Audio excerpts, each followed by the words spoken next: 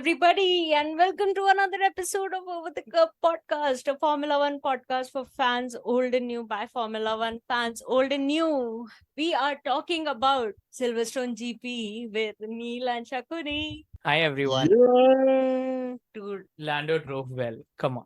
Have to say that. Lando owned Silverstone. Yep. Silverstone. It was awesome. I thought when Hamilton got the softs last few laps, for sure.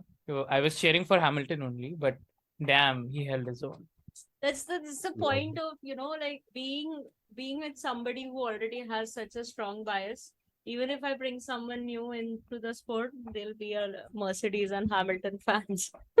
But being a Mercedes fan and just acknowledging the McLaren speed, wo hards mein he was doing almost like 0.1 or 0.2 seconds behind Max, which is hats off. That Yeah, McLaren man. speed is crazy. I am now loving this season. Like I know Max has won it, no one is beating him, but I want someone at least to ऐसा एक race. See, I think I the only want thing it. that happens if somebody challenges Max is Sergio Perez loses his seat. That is the only I am thing okay that is with that. going to happen. I am now okay with that because Perez is now pissing me off. How Yeah. can you get out of Q3 in back-to-back Five- races? 5 times in a row. 5 times in a row, bro. 5 times in a row. Bro, इतने fast गाड़ी में तो वो अपना कौन है लोगन sergeant भी पोल लेके आएगा. Yeah. I was thinking मैं ही चला लूंगा. नहीं डाउन फोर्स थोड़ा ज्यादा होगा इसलिए I would select not to. I'm okay. तुम लोग कर लो. F3 is still Yeah. possible, but Yeah. F1 cars तो बहुत ज्यादा डाउन फोर्स. Leclerc was क्या वो 5G पे चला रहा था गाड़ी. I saw some reel or something. He had 5G. It's just crazy. Silverstone में लेकिन हर बार ये होता है ना. मैक्स का एक्सीडेंट भी हुआ तो भी 3.54G something. Did Charles crash in the...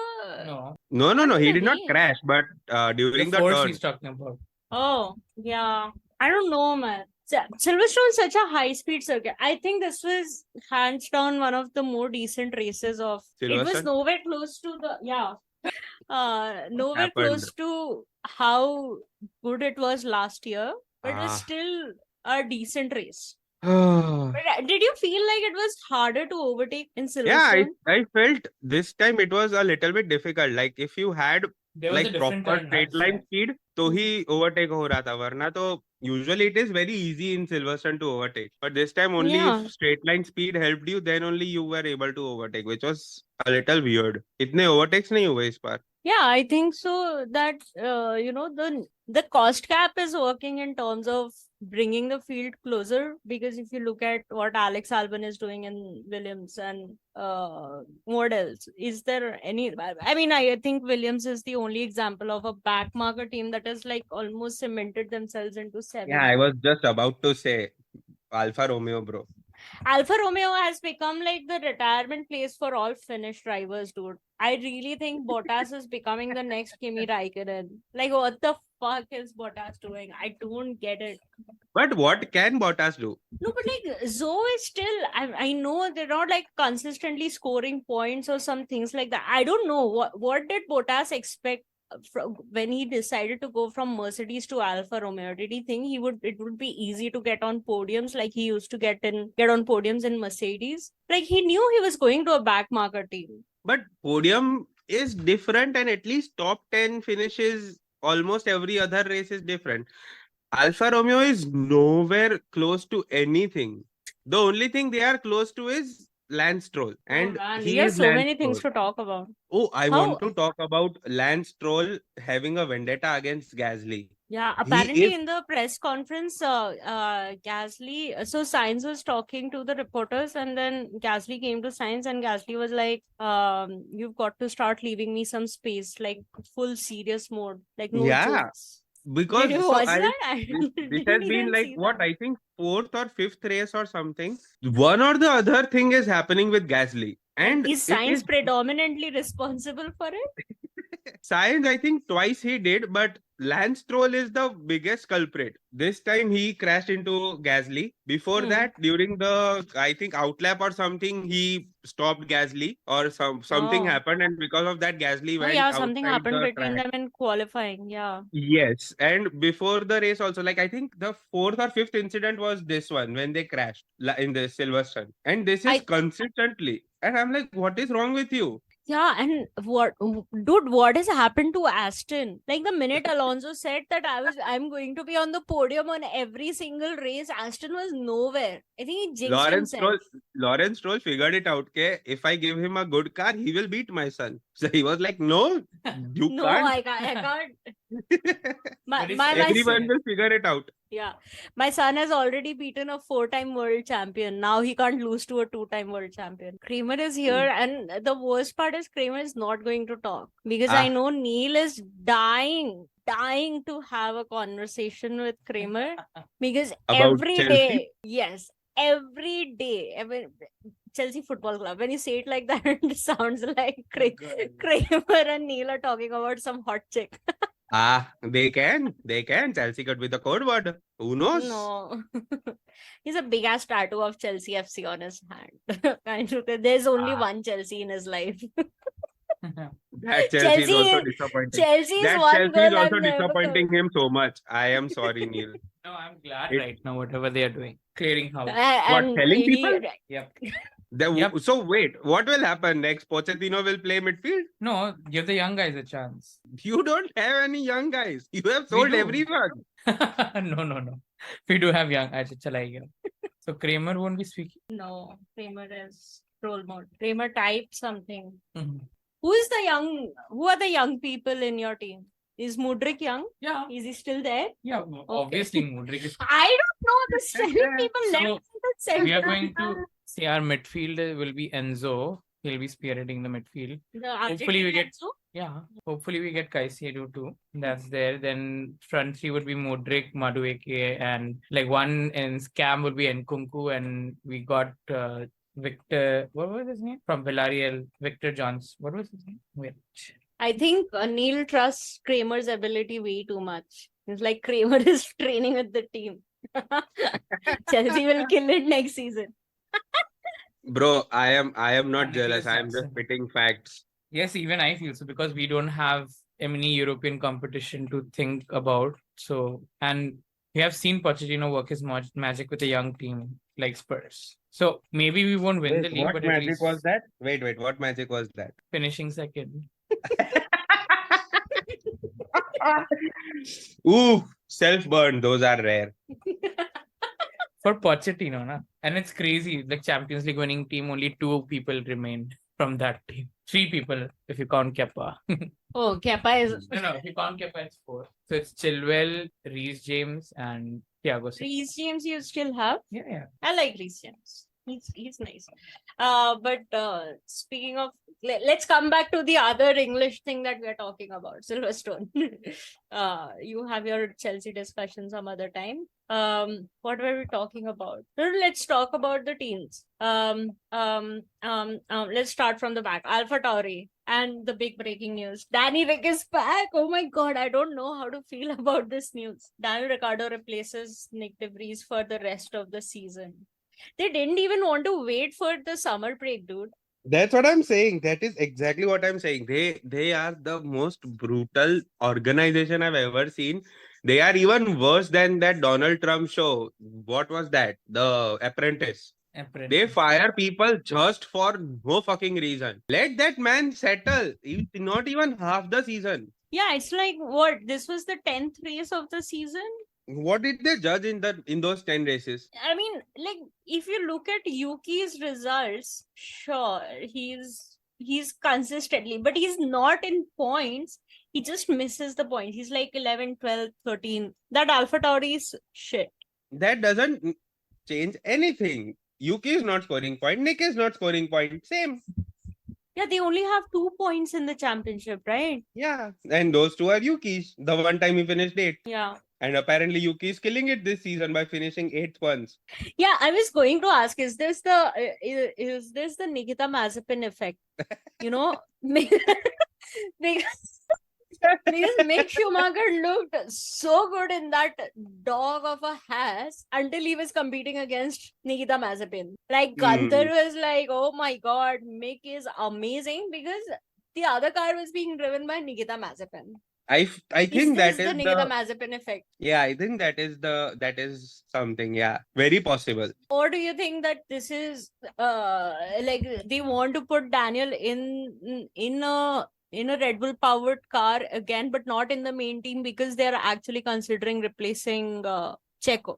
Because this is very abrupt. Because, okay. But then Danny and Checo would be a better swap than Yuki and Danny. Just FYI, because this will be like a huge step down for Danny. Yeah, I know, and that's why they want to like get him settled in an F1 car. And I remember Christian Horner said towards the start of the season, he was like that Daniel Ricciardo has picked up like some very weird habits when it comes to driving the car while he was driving the McLaren. This is what he said. But then they were like, yeah, he's improving this, that. But up until I think even the last race weekend and everything, they were like, no, there is no intention of replacing what do you say, Checo with Daniel. But I would remove swap Checo. This swap has happened so abruptly, dude. Like, sure, people were considering, like people were concerned, and everybody was talking about how poorly Nick is performing,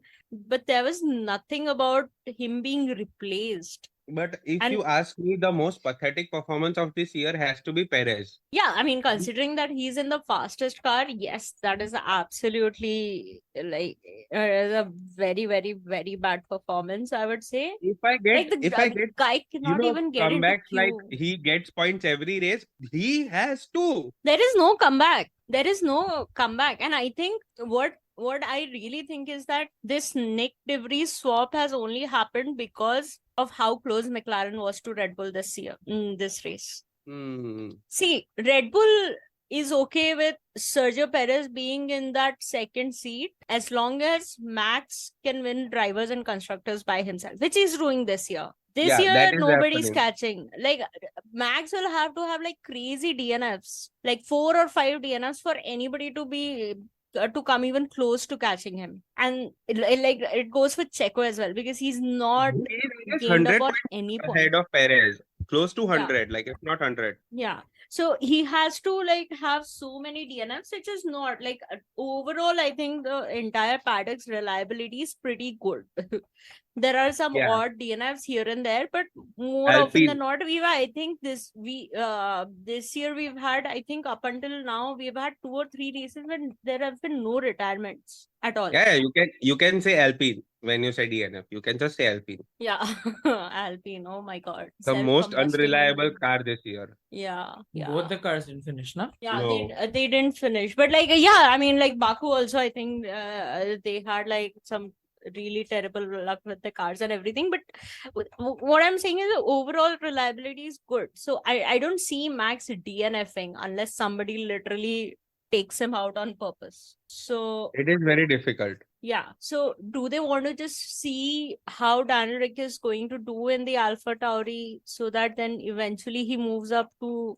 See, they will need a second driver the moment any other constructor gets close enough to challenge them for the championships. Then they need a driver who is there to play the team game. What Checo did for Max in 2021. But the problem is that Sergio Perez is not even making it to Q3. It's been 5 races in a row. It's not even coming to Q3. It's getting out in Q1 or Q2. So I think Q2 mein to aa gadede, tere paas fastest car hai. What are you doing? How are you so out of the tracks every time? Yes, and like despite the car being so powerful, like it is not easy to like go through the field. You know, you're always setting yourself up for a very, very hard race if you're starting 15th or 16th, because you have a rocket ship, but still you have to get through at least 10, 15 more cars in front of you to even go and challenge Max. And by that time, Max is like 20 seconds ahead of the second car. Yeah, which is most of the times Ferrari. Yeah. See, So that is another problem that I have with this season of F1. Ferrari starts second or third every race. Somehow like, does not what finish was on the that podium. strategy? Like, what was that strategy? I don't understand. Like, they qualified ahead of Mercedes. They got beaten by a Williams, dude. Alex Albon finished in front of them. Bro, Like, what is Albon needs Ferrari all doing? the praise.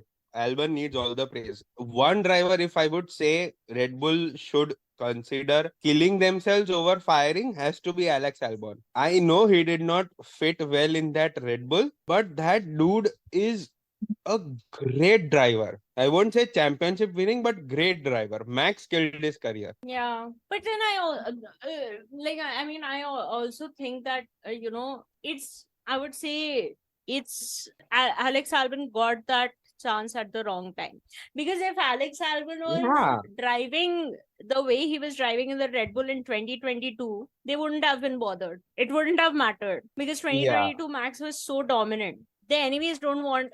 They're clearly the fastest car on track, right? They don't need to worry about anybody else. So they But don't want imagine their second driver with to a challenge But Max. okay, just think that in a Williams, if he's able to do this, imagine what he would do if he is in Perez's seat right now, in No, this dude, moment. I think Helmut Marko kills the spirit of every other driver except Max. Look But I at think Gasly. Max, Look at I think Albon. because he is that poster child, na? He is that poster child. Yeah.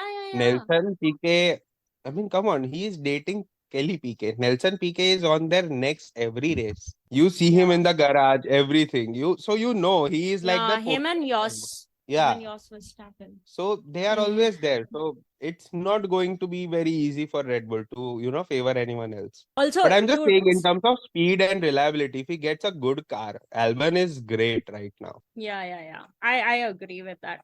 And special shout out to Oscar Piastri, dude. Oh, yes. What a way to have a, name. What a rookie season he's having. And like when the season started and that McLaren showed up in Bahrain, I was like, Oscar, what have you done? Like, that is such a dog shit car. Like, it was literally a tractor. That McLaren in Bahrain was To think so about bad. how Oscar joined McLaren with that Yeah. betrayal and everything. Yeah. And I was like, oh my God, is Oscar going to think that maybe, that he made a mistake joining McLaren rather than staying at Alpine? But dude, like, one, that McLaren's gotten good. Two, he's shown that he can take that fight and He fought like Russell so drive well. the wheels of that car. He fought Russell dude. very well. He was good. I liked the way he raced this week. Yes, to finish to qualify third and finish fourth when you have drivers like Russell, Hamilton, and Russell, Charles, Sainz, Hamilton Charles, behind you. everyone tried to get that spot, but he was a beast. Yeah, he lost one to Lewis. I mean, I'm never going to be sad about that, but you have to understand the way he lost to Lewis. I mean, he couldn't do anything. His tires were gone. Yeah. Lewis had great speed. It was bound to happen. Yeah, I know. I'm not saying anything against him, but amazing performance. And I think he's like the rookie of the year. I remember in our prediction, I was like, oh, Nick is going to like be so good. And I think Nick is going to be the better rookie than Oscar Piastri. And my candidate is already out of F1. He's out of, man, that poor guy is jobless. Yeah, dude. Poor guy will have to stand in unemployment lines now. Poor guy. Yeah. I mean, dude, it is such a bittersweet feeling because like even the way I am glad that Danny is back, but I am very sad how he's back. Very sad for Nick De Vries. Yeah. What else? Dude, Ferrari strategy again. Plan B, Plan C, Plan D in the 10th lap only. I'm like, what the fuck, bro? And Sainz was like, I have forgotten, dude. So many plans you make. I don't even remember. Sainz was like, which one was that? Plan B. Like, how many plans? Like, every race weekend you want me to learn your like 26 plans for each alphabet. What are you Yeah, trying to do? if Hamilton overtakes, you do this. If Verstappen overtakes, you do this. If Perez overtakes, you do this. Verstappen If nothing, overtakes. I'm sorry. I think you mean if Verstappen laps you, then what? This is what oh, you sorry, Verstappen laps you. Sorry, my bad. If Verstappen laps you, just leave the car and walk home. Dude, There's but no like, need to even try. but like, I don't get it. You know, last year, if you remember, Carlos Sainz pitted for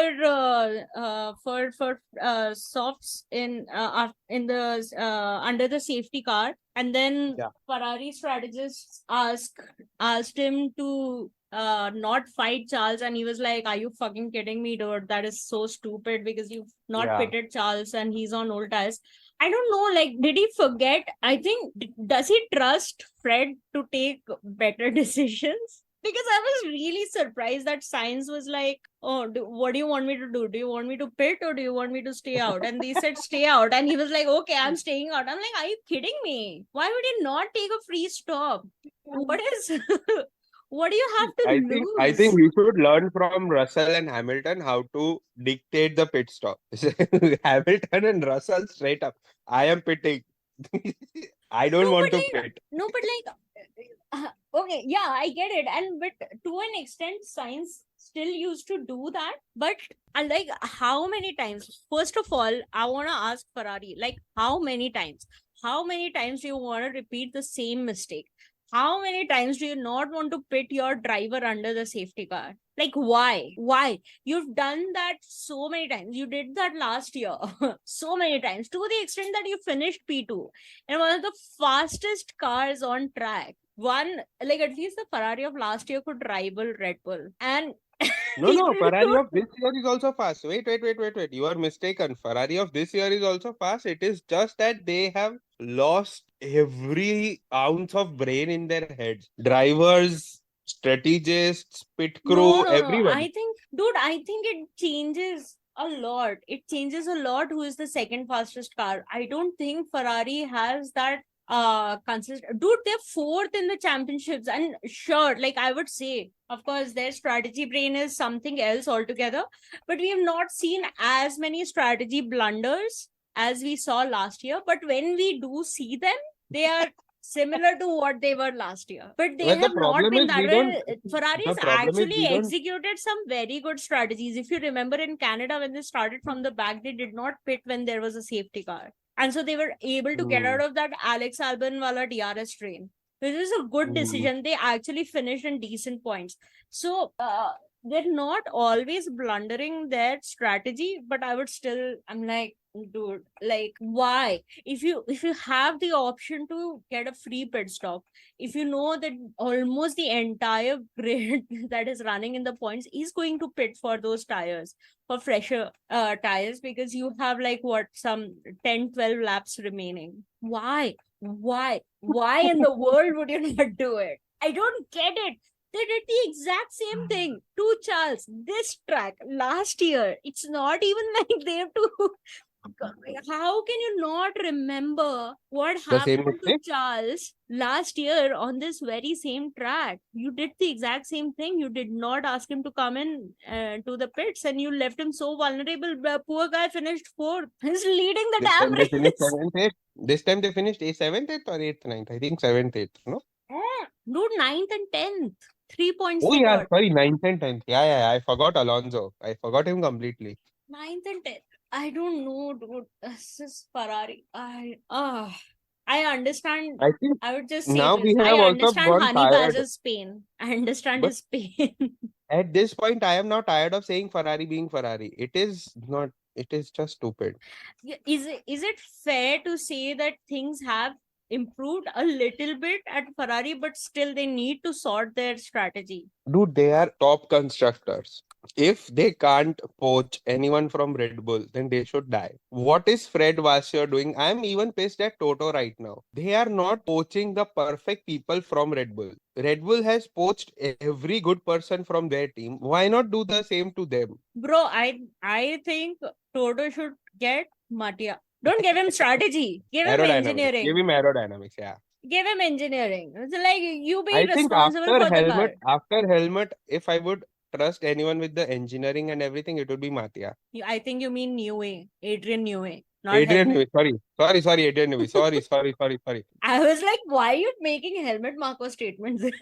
Statements that make no sense. No. Helmut Marko, I would buy him as a marketing genius. No, Just dude, do half press the things that come conferences. out of his mouth, and the minute he mentions Lewis, even if he's saying something good, I'm like, dude, just shut the fuck up. Just why do you need to talk? Why are you talking about him? Why do you need to speak about him? Just don't talk about him. Just shut the fuck up. Don't talk about him. So I read some interview where Helmut was saying that the interviewer asked if like, do you and Christian have an argument about any decision, and he was like, yeah, we have sometimes. We had Then, yeah, and they had one for Nick DeVries. Horner did not want yeah, Nick DeVries. Horner has a good eye. I mean, yeah, but I still think again, I don't agree with what happened. Again, I don't agree with what happened, but Horner was not wrong, to be honest. To be honest, but again, dude, the way I will say, I will The try way to it is defend happening Nick is DeVries. very. The way I will try to defend Nick DeVries is this. You know, he's a Mercedes driver. And last year's performances that he did was in Mercedes powered cars. He was not, He is settling well. I think Have to give it. because of the kind of performance he put in the Williams last year when scoring points on his technical Yeah. F1 debut and all those sort of things, he kind of created that hype around him, or maybe because he's been the Mercedes reserve for so long, so people have a hype or whatever it is. I still think that he was not treated like a rookie. I'll just say Possible. this. But I think you also have to give every driver a little time to settle in, man. Come on, 10 races is. Yeah. But, and considering the fact that what they did with Gasly, and Red Bull has done Yeah. this with so many of their drivers. Gasly, You have to get in the Albon. car and start performing. Like, just start performing. Like, just start doing it. Like, there's no, and it like, at least in the case of Gasly, I really think that it was more like you either drive our way or you Or don't fuck drive off. in Red Bull at all. Like, you just fuck off. We don't need you. And then he goes and wins in an Alpha Tauri when there's a chance, when given an atmosphere. And I really think that there can be things that can be said that, oh, it is cutthroat, this, that, blah blah blah, but you have to look at the fact that Gasly, Albon, two drivers that were dismissed by Red Bull because they're not performing this, that. You give them a different environment and a semi-decent car, they're capable of producing such great results. If you remember Gasly in 2021, in the Alpha Tauri, Beauty. such good I still remember performances, that dude. He Imola. was like That best Imola of the win, man. rest. Yeah, and 2020 Imola win, of course, and like even in 2020, 2021 also, like, consistently the best of the rest was either Lando in McLaren or it was Gasly in Alpha Tauri. Yeah. And now you look brought at Williams. that Alpha Tauri to what, 4th or something. Exactly. And now you look at Albon in the Williams. Like, sure, up until last year, I would say Williams was more looking at doing wacky strategies. If you look at what they did in Australia, like doing the entire race on one set of tires and pitting on the last lap and things like that. This year, that car is actually really good, and look at how well Albon is doing that. Like, Williams in 7th. Q1 almost every other race. Yes. And you consider, like, Williams was such a had become such a backmarker team after that era of Valtteri and Felipe Massa, that 1-2 good season in the middle that they had, and after that it was just downhill. Now the cost cap has given them an opportunity to kind of slow down the teams that were just throwing money to solve any issue and helping these. I think Williams has done it brilliantly. They and have getting a driver like Alex Albon, they have done such a good job, dude. Like, they are ahead of Haas that has Kevin Magnussen and Nico Hülkenberg, two veteran drivers who are, and like Nico Hülkenberg is this driver who will consistently get points, this, that. Haas is another team that I don't know, God knows what they're doing. But like somehow Nico Hülkenberg. Gunther is doing some voodoo, some witchcraft, because I don't see how that Haas is scoring points. There is no other answer that I have for that Haas scoring points. But Haas has 11 points. Does Haas have that 11 also points? how? Yeah. How do they have it? Yeah, they do have 11 points. Williams also has 11 points, but Williams is ahead because Alex has finished P7, which is higher. So, but 11 points, if you think about it, for Williams, 11 points is much bigger deal than Haas 11. The reason being, such shitty years, and this is kind of like their, I don't want to say redemption. Such shitty years, and they have a rookie in the other car, dude. They have a rookie in the other car. Haas has two veterans who were consistently decent midfield performers. Like, remember the Haas performances of when they entered? Haas has actually finished 4th in the constructor at one point of time. I remember the Giovinazzi and Roman Grosjean and Magnussen. Roman Grosjean, Grosjean. Giovinazzi was Alfa Romeo, sorry. So Giovinazzi was Alfa Romeo, sorry. So it's not like those back market teams, the last 4 or 5 teams are not close together. I think Alex Albon is doing a phenomenal job. And then you have to look at that, something is wrong with that Red Bull atmosphere. And it should hurt it, and it actually hurts them, They invest so much in these drivers. Gasly is an academy driver, Albon is an academy driver, and eventually they lose them because they're either so quick to judge, or they just don't want to change. There, like, with the exception of Sebastian Vettel and Max Verstappen, and Daniel Ricciardo to an extent, who has Red Bull produced, who is like so wonder child? They lost Carlos Sainz, but Carlos, they did not lose because of performance. It was more about like them wanting to replace or whatever. I don't really know what happened with Carlos Sainz, but like, you look at who was it before that? Jean-Eric Vaughn. I want to say Sebastian Buemi was also a Red Bull driver. Even Lando also Red Bull. He's also Red Bull Academy. Yeah, exactly. There's so many drivers that they lose. They invest so much money. And for the Honda connection, Lando, they have I read somewhere that Helmut Marko has his eyes on Lando's 2025 contract. Dude, have you read how many times Lando has given Helmut, I'll join, and then signed a contract with McLaren? It's happened 4 times. But my point is, I don't want to say that is a good thing, but Lando in Red Bull as a successor of Max is the perfect option, because Max might not be in this. He's not a successor of Max. He's not a successor. He's a competitor of Max. Why would Lando Norris now that the McLaren is good? Max will not be in. No. I don't think Max will be in F1 for more than a year or 2. Doesn't matter, dude. What I'm saying is, Norris. Where will he go? Why would Norris leave a team that is centered around him? He's the poster boy. He's the Max Verstappen of McLaren. He's the Max Verstappen of McLaren. He's much better. No, I will not believe it. But, Lando is much better than Max. In terms of performances, like Lando is the consistent performer. Lando is the number 1 driver for McLaren. But why would Max Verstappen leave? Because he'll get tired of winning. He wants to go to performance racing, like endurance racing, those. I forgot the race names. Like, he wants to do 24 hours of Le Mans and everything. Le Mans and endurance, or maybe rally or whatever. But be that as it may, like, I don't think, and I don't think McLaren will even let Lando go that easily. I don't think Lando even wants to leave. Dude, they have literally, sure, Helmut Marko has his eyes on Lando Norris. Lando Norris is not a driver who is going to be okay with, first of all, being a second driver.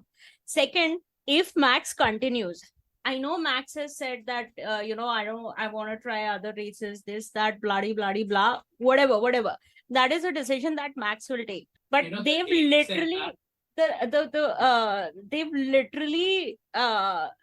they've literally cemented his image as a teammate killer. Like, he kills the career of the driver who's driving alongside him. Why? Why would Lando want to leave McLaren? A team that is centered around him, a team where he's driven from his F1 debut. That entire team, he's been with McLaren since what, 2019, and this is like the fifth year with the team. Why would he leave? And now when the McLaren's getting good, like, if this performance persists of the McLaren, why would he go? Championship. No, dude. If he's Max's teammate, there is no way. He will not go. He will not go for Max's teammate. He will go when Max goes. That's what I'm saying. He will go. He's not going to sign his contracts depending on when Max decides to retire. And I know Max says this, that, blah, blah, blah. Max is not retiring before he becomes the 7-time world champion. At least equals, if not exceeds, Schumi and Lewis's record. I don't think so. I don't think Max goes for that. The problem is Max is a very sore loser. That's what I am saying. I'm waiting for someone to crush that spineless ego of that guy. And the best chance right now we have is Lando in a McLaren. Why do you want to send him to Red Bull? I don't want him to go to Red Bull. If Lando beats Max, I will post stories of it. I will buy an official Lando Norris McLaren merch. I will buy it in the championship. I will buy it. I will buy it too. Yeah. But it's better for the sport. The way the Red Bull is going, the way they are dominating, we're literally looking at a season where a Red Bull driver is going to win all the races. Unless Checo continues like this and Max one day has an off day. I swear to God, I was so hopeful of Checo doing good this year. That man, I am so pissed at him. Dude, we keep expecting Checo to be the Rosberg, but he consistently is performing like Valtteri. But I would even worse than Valtteri. Come on, Valtteri was Q1. Valtteri was at least, Valtteri was at least Q1 हमेशा तो आता था. Like, if you remember in his first race with Alfa Romeo, I think second or third race he finished Q1, and then the commentators and everyone said this is the first time Valtteri finished outside of Q1 after leaving Mercedes. Like, true, this is very true. Valtteri always used to come Q1, Q2. And like, I really think that he's going to get replaced. I think Checo's career is over now. Like, and this is not even Max's fault. I will not blame Max or Red Bull for this. I will not blame Red Bull also for this. Yeah. He killed his career. I mean, as long as there is not a consistent competition from another constructor, I don't think they will replace him. But the moment they start fearing that somebody is going to close the gap, which what I think is right now they're looking at McLaren.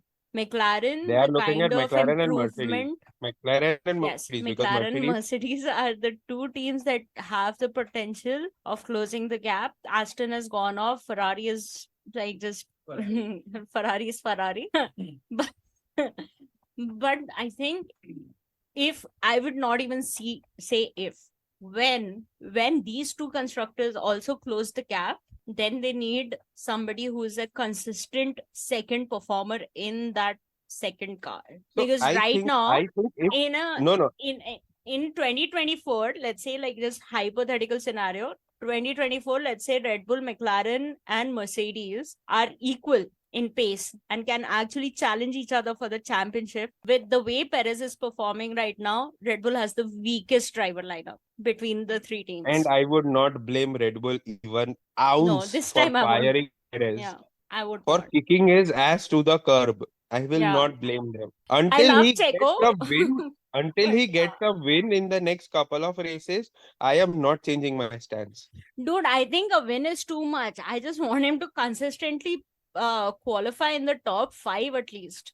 Like, what was Austria, dude? Austria 4-5 lap times deleted. Are you fucking kidding me?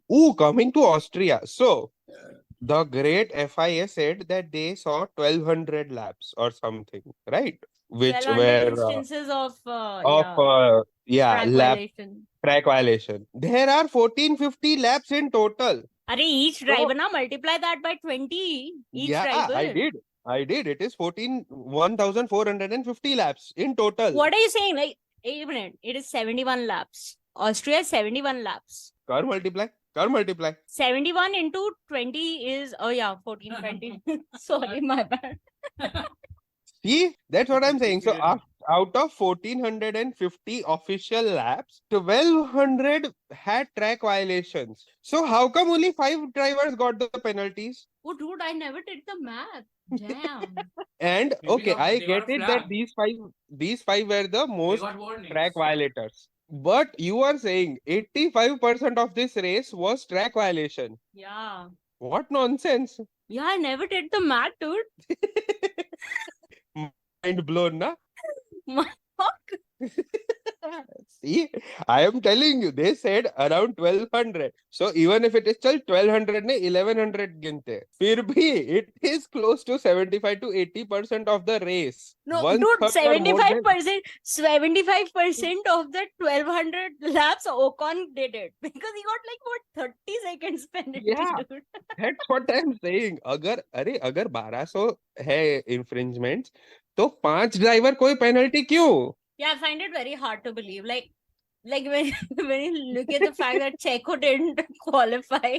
Exactly. He So didn't Checo reach did not Q3 because track he couldn't violation, keep but the race car. में एक भी track violation नहीं. Race में एक भी track violation नहीं. I find it so hard to believe, dude. That is like my one thing because even Max got some of his laps deleted. And I was like, there is no way. There is no way. Like Max, I can still understand because he had a comfortable lead. He didn't need to push through turn 9 and 10, and he didn't need to carry the kind of speed that maybe the other cars who were fighting for positions had to carry. Okay, I can still understand that Max is like chilling and everything, blah blah blah, and then fastest lap in the last race, maybe when he really pushed it, maybe he might have done 1 or 2. I understand, but Perez, dude, he was driving the wheels of that Red Bull to make up positions. Also, big shout out to Carlos Sainz for that amazing DRS chicken with Checo Perez and the defense he did in Austria. That was amazing. Good racing. Austria, but yeah, I find car was Kramer asked a question, how many laps were behind safety car? I think 4 laps behind, 4 or 5 4 laps laps, behind. I think. Yeah. Starting. Okay, so wait, 4 laps behind safety car. So remove that also. Safety car mein remove that 80 laps. So like 20 drivers, 80 laps. 4 laps behind safety car per driver. So 80 laps removed. It is 90% of the race outside track violation. What is this? I feel either the drivers have forgotten how to car. Can you imagine like the stewards had to sit and watch that race 20 times for each driver, and they're just like sitting with a notepad in their hand doing that bar thing. Like 1 violation, 2 violation. That is what it looks like. That is why it took them so long to give that fucking decision. This is so stupid. Pinnacle of motorsport. How is this possible that 90% of the race that happened was not correct? Either the drivers forgot how to drive the car, or they made some changes on the track which were not told to the drivers. Dude, but one way I will say is they said 1,200 instances. Maybe they're talking about like the particular turn that you're taking. In that case, you'll have to multiply it with the number of turns as well. So I will say it's a further into 10. Because they said 1,200 instances of track violation, and they were only monitoring the track limits at turn 9 and 10. They were not considering turn 3 that much, because then Lando would have gotten, because 3 times the I counted. Every time he went wide, he violated the track limits. Okay, so if it is only turn 9 and 10, then divided by 2, 600 still. No, you don't divide it by. So that's like 1,400 laps, right? But if they're looking at just instances, then they're like 2 instances. They're just 2 instances per lap per driver. So then it multiplies by 2 and it's like 2,840. 2840. So 1,200 out of 2840. Because they said instances, not laps. They said 1,200 instances. close to Yeah, 50% of 50%. the race. Yeah, close to 50% of the race. Yeah, 5 drivers can do close to 50% of the race. Dude, I don't want to talk Have you about lost your Austria. mind? 5 drivers, 50% of track violation of the entire race for the entire grid of 20 Yeah, drivers. but like I think the Aston Martin protest was that the drivers that you've penalized, you've not counted all the instances properly. Maybe they only counted it for the drivers that were penalized because there were no new names. It was all the people who had already gotten penalty. Lewis got a penalty, Carlos got a penalty, Ocon got a penalty. What use does that make? They already had been penalized. Doing this is just saying that okay, they raised a red flag, so we did the bare minimum. Yeah, I think so. Well, I think, and if they were thinking of only the penalized drivers, they should only talk about the penalized drivers. Don't talk about the entire grid. When you say 1200 instance of the entire race, that means you have gone through for everyone. No, I don't think so. They've gone through it for we would still be waiting for the Austria result if they'd gone through everything. This is just, I was mind blown when I read this and I was like, this is a crazy stat. How is this possible? Yeah, I don't know, man. I never, and like they came up with a new penalty system. They were like 4 times you do it, then 5th time is 4 times you do it, then it's a 5-second penalty. Then we reset, then another 4 times or some shit like that. And I was like, okay, now we can make up rules. I mean, of course, I know we can make up rules because we saw what happened in 2021. But I'm like, we can do this shit. Like, what the fuck? It's racing. Okay, Mansi, it's racing. We went it's called motorsport. Yes, we are in motor racing. When motor go burr, we go burr. Oh my god. Okay, coming back to what is the race you're talking about? Silverstone. Yeah. What else happened in the race? I think yeah, dude, as Mercedes fans, I'm like sad. I'm happy Lewis got what a is podium. happening at Mercedes pit stop? Did you see all the pit stops are close to 3 seconds? Yeah, slow pit stops. They are Lewis got lucky with the safety car. Yeah, but Russell 3.2 seconds. Come on, man. That's just ugh. For 3.2 sure. seconds is something we think for Williams or Alfa Romeo. Yeah. Whereas Williams did for 2.3 for Albon. 2.3 or 2.2 something for Albon. Dude, there are a lot of things that we have to sort out in our team, dude. Like that car is nowhere. Like this entire thing of, oh, maybe this weekend our car is good. It's not. They are just playing the gamble. Maybe it is good. Maybe it is bad. We don't know. Let the drivers decide. I'm like, what let the drivers decide? That's not how it works. Yeah, I don't like it, dude. I think everyone at Brackley has given up. It's like, so fuck it. We'll see. I don't know, dude. I don't want Lewis to retire before his 8. Give the car to Lewis and inshallah. Yeah, like he can't do anything now if the car is slow. You need a fast car to win. Like Mercedes should know it. They did it for 7 years. You need a fast car. So the problem, they know the problem is in the aerodynamics, but they don't have a good aerodynamics engineer who can solve this problem without changing the complete design of the car. I think they would start. Go to 5 fucking colleges and give kids there the problem. Pretty sure one batch. Like 5 batches of people who are studying aerodynamics. I think that's what Toto did. Toto went to, I think, a few colleges also a couple of weekends back, right? He went to like a few colleges for doing some TED Talk type shit. So I think that's what he did. He was like, this is my problem. You know what my car is doing. Tell me how I can improve it. Set it as their finals. See how quickly they'll come up with a solution. You do this, you get a job. You do this, you get a job. Yeah, dude, I'm telling you. You do this, you get a trackside job. You become the performance engineer for one of the drivers. Ooh, that is such a good job. Yeah, that is what they should crowdsource now. I think Lewis and Mercedes and George and like should, 2 Brits in a CrowdStrike as their partner and they should crowdsource. Yeah.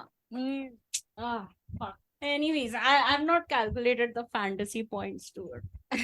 I think I am losing big time.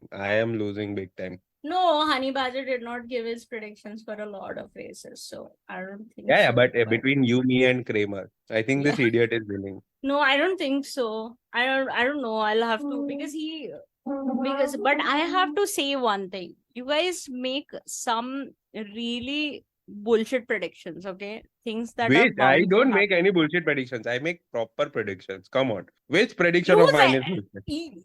Devries out of points. Okay, yeah, Bullshit that I will prediction. take. Yeah, that I It's a will take. That I will guaranteed take. Yeah. 1 point. But I was actually so okay. What I thought was that they would follow that Haas principle where 1 week you get a good car, 1 week you get a good car. Because I don't understand between Yuki and Devry who is the worst driver. And so that's why I was like, maybe Devry out of points and this time Yuki in points. That's what I thought. But Yuki even took me to another level where he also was out of points. He was out of points, yeah. But yeah, some bullshit predictions you guys make. Like I understand we all make Max gets the win. Yeah, that we all are doing. That we all are doing. Let's do one thing. Let's not predict Max gets the win. No one can predict Max first. No. I would much rather change the point system. Like, so if you predict the second and third place correctly, you get more points than predicting Max victory. Let's all still predict Max victory. Max victory only has 1 point. Then Kramer is talking now that it's about the points. Oh, asshole. You are now joining. Fuck off. You can't speak. Get lost. Did the entire discussion about Silverstone and Austria, 2 races we talked about, he had nothing to add. Not even in the chat. And now when it comes to point and the prediction league, he's like, here are my 2 cents. Why? Nobody cares about this league except us. I changed to Williams to get points, okay?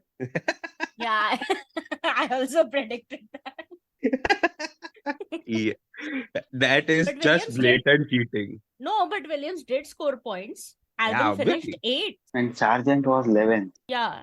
Logan Sargent, I felt very bad for Logan Sargent. I felt very bad for Logan Sargent this race. Logie Sargent, yeah. But dude, like he's not the worst performing rookie, considering that the third rookie is literally out of his seat now. No. The reason why I'm saying I felt bad is because he had such a good week, but that Perez and those fights pushed him out of the top 10. I hate that happened, That's what I'm hating, because he was in such a good position for the 10th. But then... I think P1, Matt and Tommy did a podcast where they were like, we should revise the point system, give it to top 15. And they calculated the results based on that. And dude, that the entire fucking thing is so much more closer. Like Red Bull is obviously ahead. Bull is obviously ahead. Dude, but the remaining teams are so close to each other. Good mid-table battle will be so good. Yeah, the midfield battle becomes more interesting. I don't know if they'll ever do it or not, but anyways. At least they should go till 13th. Yeah, but I mean, I don't think there should be any rule changes to slow down Red Bull. But I will always say that they were not they were not penalized properly for breaking the cost cap. And I'm eager to see how they did last year, because I find it but I like one thing that Toto recommended, which was there should be a time or something defined for when you can start the modifications or changes for the next season. No, I think that's unfair. Come on. Okay. So the reason why I'm saying this is because a lot of teams, like for example your Williams or Alfa Romeo or your Haas, they will start the modifications and everything, I think, after the summer break happens. But whereas Mercedes, Red Bull, Ferrari, everyone starts it even when the season just starts. From the very first race, they start the modifications for the next year, which is not fair because they have the money. No, dude, like in terms of money, I think the cost cap thing, what they've done is good enough. And considering the fact that these backmarkers, the lesser the position that they finish at, the more amount of wind tunnel time and testing time that they get. I don't think so. No. Dude, we can't be Mercedes fan and be talking about shit like this. Like, sure, we had people crying about Mercedes domination left, right, and center, and blah blah blah blah blah. No, I'm not everything. crying. I like that there is a domination and now people have to chase it. I am loving that chase right now. That is great because it makes it a little exciting because a second, third wala fight wala. So that makes it a little exciting. But the reason why I'm agreeing to this is see, if we are making cost cap and everything equal, then the time for modification should also be equal, is what I'm saying. But then by that logic, you would say that the wind tunnel time should also be equal for everybody. Make it equal. No, but that does not. No, that does not make it. See, there's no problem if Haas and Williams and everybody start developing their cars later, which is actually not true. Like, if you look at where Williams started in the start of the year to where it is now, it's not like they've not had upgrades. They have to be, they have to still be very judicious about where they're spending the money that they're spending. But I don't think that they are in any way, shape, or form limited in making upgrades to their car. I don't think so. I think Haas and Alfa Romeo are just shit. No, I'm talking about the next year, not this season, the next season. No, but that is what I'm saying. I don't think it is needed. I think if you look at what Williams has done with their car, I think that the measures that they've taken to bring cars, bring teams together in terms of the cost cap and development and everything, I think that is spot on. I don't have a problem with that. Now you're chasing a domination that is being done by a team that we don't like. I don't have a problem with that. No, I don't have a problem with Red Bull. See, the only problem with Red Bull domination that I have is Max Verstappen. Baki, I get what Red Bull is doing because Mercedes has done for 7 years. Red Bull 5 years before that. Ferrari 7 years before that. So yeah, I know what they are doing. It's not something that has not been done. It is, I think, yeah, exactly. The example that you gave, it's like it's always been a domination era. We had Schumi's era, then we had 2 years of Alonso, then we had Lewis, then we had Jensen, then for 4 years we had Vettel. What do you say? Vettel. After that, it was Hamilton. Just Mercedes domination, but like six of them were Lewis, one of them was Nico. So that has always been the case. It's fine. I don't think in terms of like dictating when you can start development, because first, I don't think FIA will be able to track it also. Dude, I'm telling you, FIA is so fucking incompetent. See, we still don't have the cost cap results. You know, when the cost cap results came out last year, they came out. Yeah. When did they come out? When the championship was already wrapped. Yeah. Like, I have a finance pro right here. Neil, do you want a job in F1? FIA is recruiting. All not recruiting, that's the problem. All you have to do is you have to say Red Bull did not overspend. They just had a bit of an expensive catering. Okay. Every time someone asked, they had an expensive caterer. Just how much extra was it? It was some million. 400,000. Oh, 1.4 million? It was million. Yeah, 1.4 million. 1.4 million. It was 1,000 like we saw that day. 1.4 million. Okay. Or just 1.4. Yeah, just 1.4. Right. Okay, not they had more. caviar. Not more, just 1.4 million. Caviar for each race weekend. Every race that they won, they were like caviar party. Which somehow equals to what Adrian Newey gets paid every quarter, but we will say it is catering, okay? Yeah. It was not Adrian Newey's salary. It was catering. Whale eggs. Caviar is whale eggs, right? No, it's fish egg. Not whale egg. Fish egg. Fish? What fish is this? Beluga. Oh, is it an expensive fish? I don't know. Yeah. So sturgeon and beluga, there are only 8 farms in the world. Oh. Yeah. Fish farming is very expensive. Is it? Yeah. So for beluga and sturgeon, they have like a proper, water level, the temperatures they maintain themselves and everything. They are like proper spa fish. Yeah. Okay, one last thing that I want to talk about. I don't care about fish because I'm vegetarian. Okay, so the horror. I'm a vegetarian, dude. It's just bad. Why is it bad? Why would you be vegetarian? Why would you be non-vegetarian? I could ask you the same question. Because I get so many options. I also get so many options. See, I get beef, pork, lamb, then chicken, fish, So many fishes. Then I get wheel, kangaroo. And there's Formula One podcast, Formula One. Non-veg versus veg nahi ho raha. But Hey, yeah. not Okay, today, okay. not today. Coming to, I think Kramer does not have a good idea of what he's going to eat for dinner.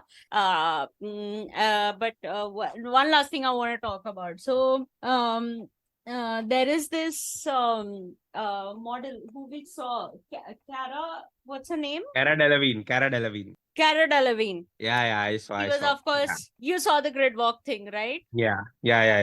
Dude, okay, I will say this. Okay, I am fairly new to the sport. This is my fourth season, 2020. Yeah, this is my fourth season. Never seen the track walk, this, that, blah blah blah. But why is it always necessary that if Martin Brundle has chosen that he wants to speak to this fucking celebrity, if you say politely that no, I don't want to talk about it, I am new to the sport, this is the first time an F1 team has invited me, I'm new to the sport, I don't want to answer questions, I don't know what you're going to ask me, and I don't want to make a fool of myself on international television, so I don't want to speak to you. Why is it so hard for Martin? Why does he have to be so savage? Why? And also, like, this is nobody's, just these fucking keyboard warriors. Oh, Martin Brundle is an F1 royalty, he's an F1 treasure, how dare she disrespect him? She did not disrespect him. She politely said no. Martin Brundle does not understand what no means.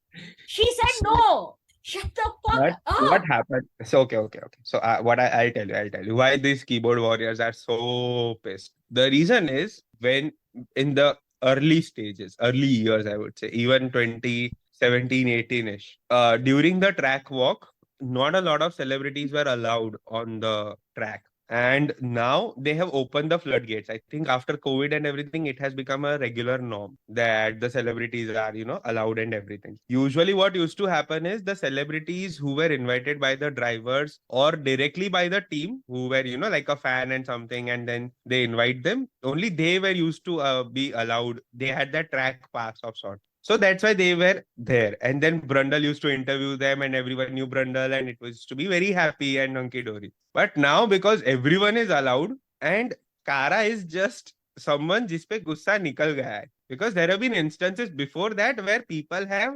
disrespected Brundle, where they've said, I don't know who you are, oldie, and things like that. Okay. Shaguni, tell me honestly, do you know every single person who is something in every single field? No. It is not possible. I know that. Are you supposed to know every single person who is someone in every single field?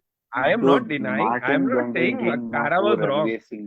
What? Yeah, Martin did not know, but Ranveer handled it like a boss. Ranveer, I love him for what he did on that track walk. It was so Indians, beautiful. Dude, there are 1 billion of us. Even if 10% watch F1, we are not in Martin Brundle's comment section being like, hey, fucker, how the fuck did you not know who Ranveer Singh is? We are not doing that. Like, what is this intolerance towards new people? Like, Formula One is focusing so much on getting new audience, new people, this, that. The fans don't want it. That's the thing. That's the problem.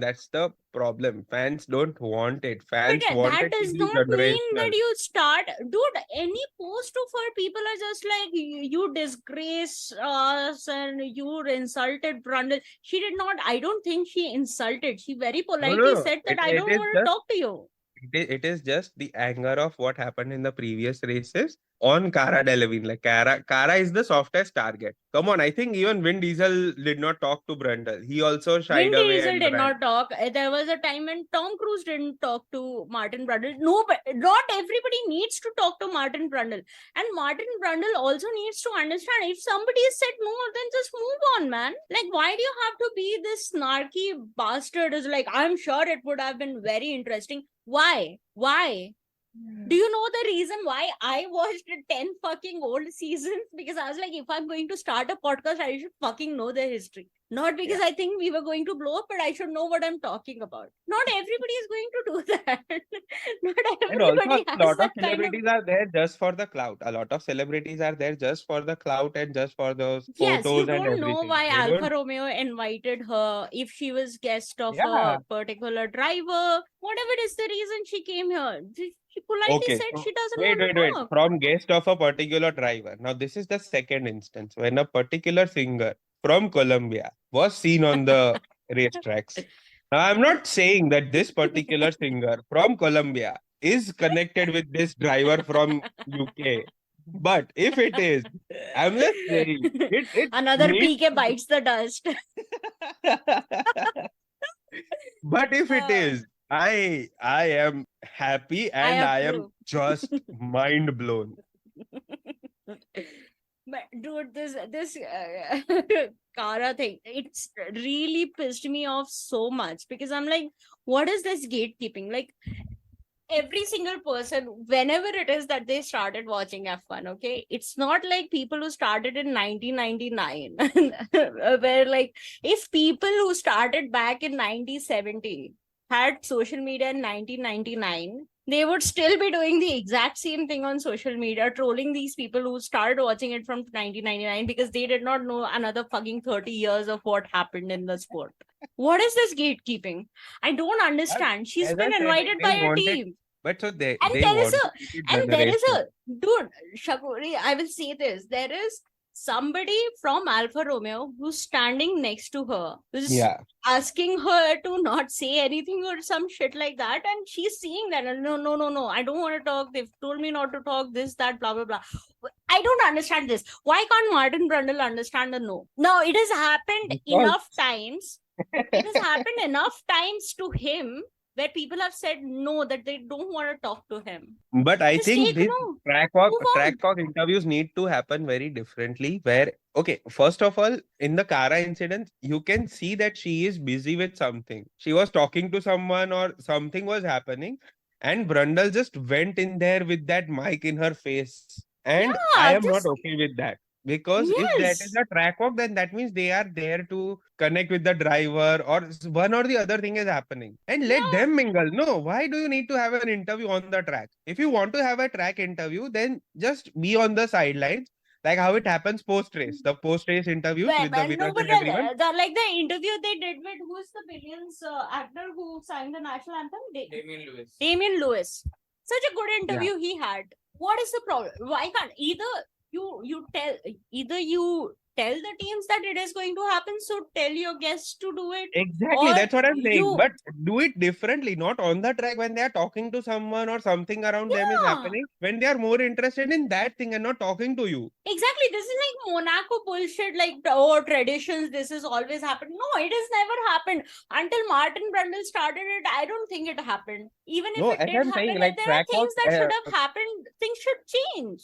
Like, there are new people who are getting into sport, and that goes for new celebrities as well. And not everybody should have this obligation to learn who every single person on track is. They're literally coming there to get to know the sport. I will give you so much Indian example against... only. For if you know Viraj Ghelani, the Indian Yeah. influencer, the YouTuber and influencer, he was Yeah. called in for the Turkish Grand Prix. Turkish नहीं क्या है ये अपना Azerbaijan Grand Prix. Baku. He was called for Baku. Yeah. And he is a DTS fan. He first saw the DTS, then he became a fan, and now he does things for F1 India. Like Okay. he sometimes shoots videos and everything for F1 India to promote the sport and everything. Now, if he is doing something there on the track walk for F1 India, imagine during that Brundle just goes with that mic. No, please talk to me. Please talk to me. Please talk to me. Imagine No, what you will know happen what the next Brundle day. would do?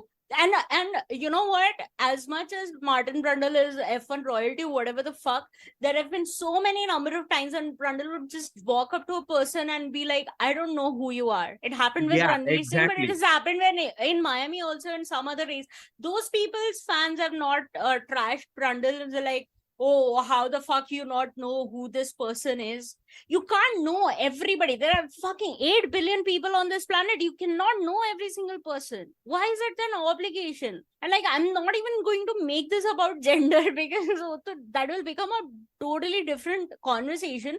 But like, why can't Brundle take a simple no and just move on? People don't want to talk to you. It's okay. They are allowed to say no. Because you're asking them a question.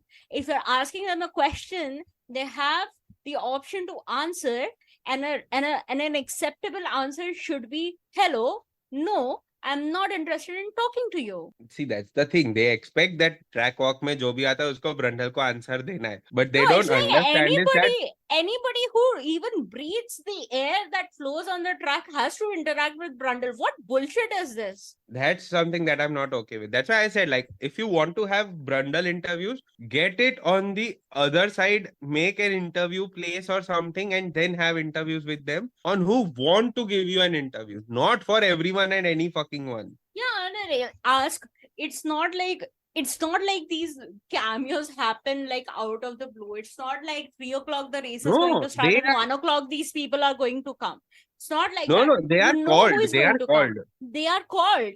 So every team knows who is going to be called, and Martin Brundle should learn the name of everybody and then ask the teams, hey, is this person comfortable with having me interview them during the track walk? If they say no, they should have every right to say no. Oh, give the tickets to a fan rather than inviting these celebrities who don't care about F1.